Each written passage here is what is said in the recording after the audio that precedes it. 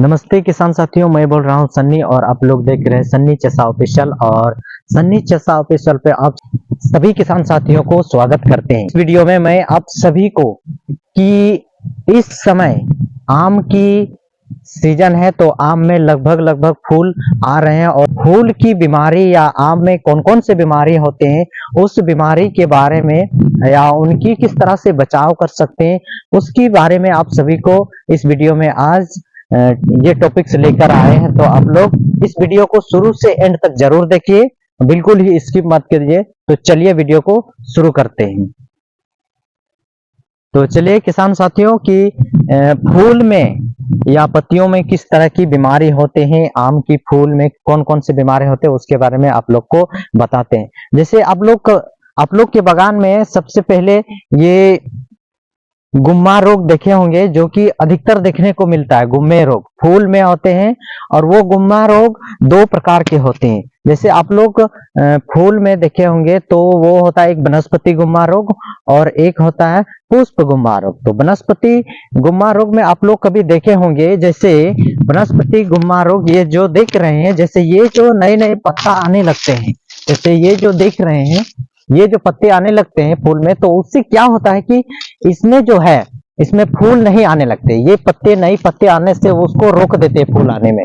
तो और पुष्प गुम्मा रोग में आप लोग देखे होंगे कि इसमें तो नहीं है, लेकिन उसमें आप लोग कभी देखे होंगे जैसे फूल में वो पत्तियां आने लगते हैं और उससे क्या होते हैं कि वो फूल जो है झड़ने लगते हैं और झड़ने के बाद वो क्या होते हैं उसमें जो फल नहीं आते हैं।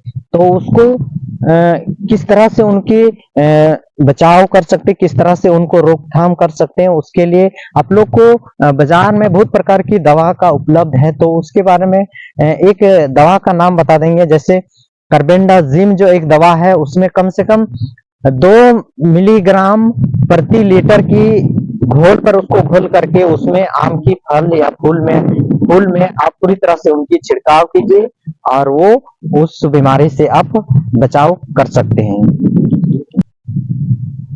किसान साथियों, जैसे गुम्मा रोग के अलावा और भी आम के फूल में देखने को मिलता है, जैसे गुच्छिया रोग। गुच्छिया रोग जो है वो फूल जो है एक प्रकार से गुच्छे टाइप का हो जाते हैं या पत्ते गुच्छे टाइप का हो जाते हैं और उसमें फूल को वो कीड़ा जो है पूरी तरह से नुकसान पहुंचाते हैं। और नुकसान पहुंचाने से क्या होता है कि आपके जो फूल हैं वो झड़ने लगते, गिरने लगते हैं और वो उससे आपकी जो बागान में जो फूल हैं वो नुकसान होते हैं और उससे फल जो है आप उनसे प्राप्त नहीं कर सकते।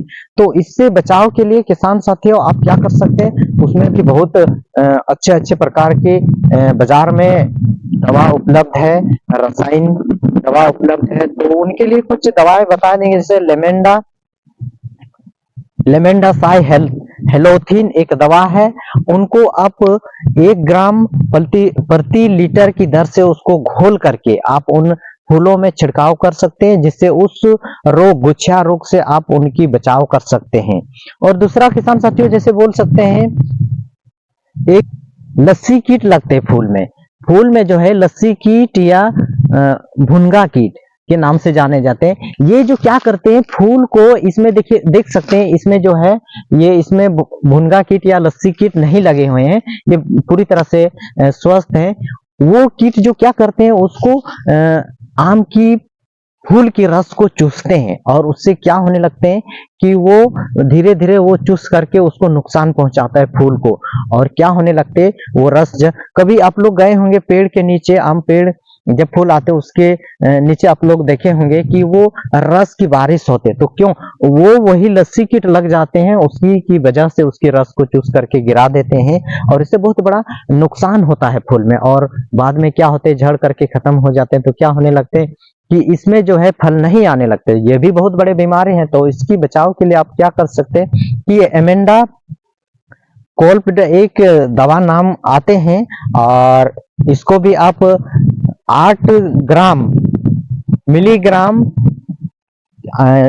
पानी में इसको घोल करके आप इनकी छिड़काव कर सकते हैं और इस रोग से आप पूरी तरह से इनकी बचाव कर सकते हैं। जैसे इसी के अलावा आप किसान साथियों बता देते हैं कि इसमें और भी बहुत ही महत्वपूर्ण एक बीमारी देखने को मिलते हैं, जैसे एक एंथ्रोनोज जो आम की बीमारी है, फूल में जो होते हैं, वो अधिकतर किसान साथियों के बागान में देखने को मिलते हैं। इसकी जो है कि फूल जो है, जैसे ये फूल है, कि ये फूल जो है धीरे धीरे ऊपर से क्या होने लगते हैं, धीरे धीरे सूखने लगते हैं, झड़ने लगते हैं, और नीचे की तरफ आने लगते हैं, सूखकर वो झड़ने लगते हैं, और हवा झुकने से क्या होते हैं, वो झड़ जाते हैं, और बाद में आपके जो बागान में जितने भी फूल हैं, ये बीमारी आने से पूरी तरह से वो झड़ जाएंगे, सूख करके गिर जाएंगे।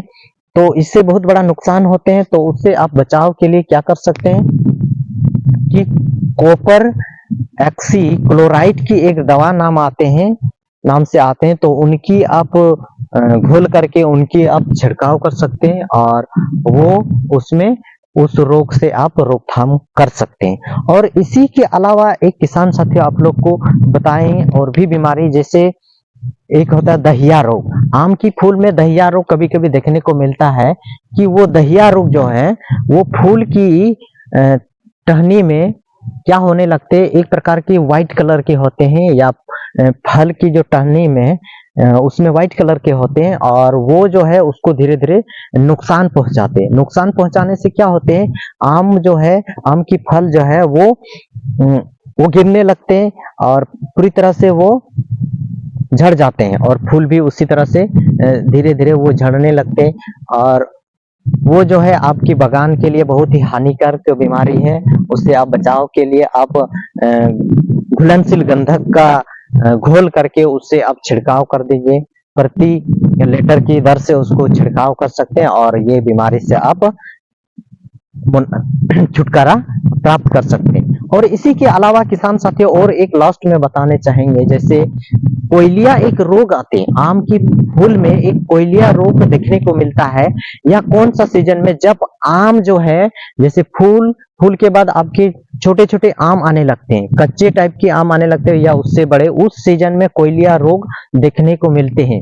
और उसमें क्या होने लगते हैं, उसमें जो है काले धब्बे पड़ जाते हैं, आम या फूल, आम के फल में काले धब्बे पड़ने लगते हैं, और उससे क्या होते हैं, फल जो है सड़ने लगते हैं, और वो गिरने लगते हैं, उससे बहुत बड़ा नुकसान होते हैं। और ये अधिकतर वैसे क्षेत्र में देखने को मिलता है जहां पर भटिया होती हैं, जिससे धुआं की वजह से भी वो क्या होने लगते हैं, वो काले पड़ जाते हैं, जैसे पत्ते में भी एक टाइप से काले पड़ जाते हैं। और इससे आप छुटकारा पाने के लिए आप अपने बगल की मार्केट से बहुत ही अच्छा रसायन या कीटनाशक दवा उपलब्ध है, लेकर के इनके छिड़काव कर सकते हैं। तो उनमें से कुछ दवा जैसे नाम बता देते हैं, जैसे बोरिक्स एक दवा नाम आते हैं, वो बोरिक्स जो है आप कम से कम 10 मिलीग्राम प्रति लीटर की दर से उसको घोल करके आप फूल या फल में उसको छिड़काव कीजिए, आप पूरी तरह से उससे छुटकारा प्राप्त पा सकते हैं।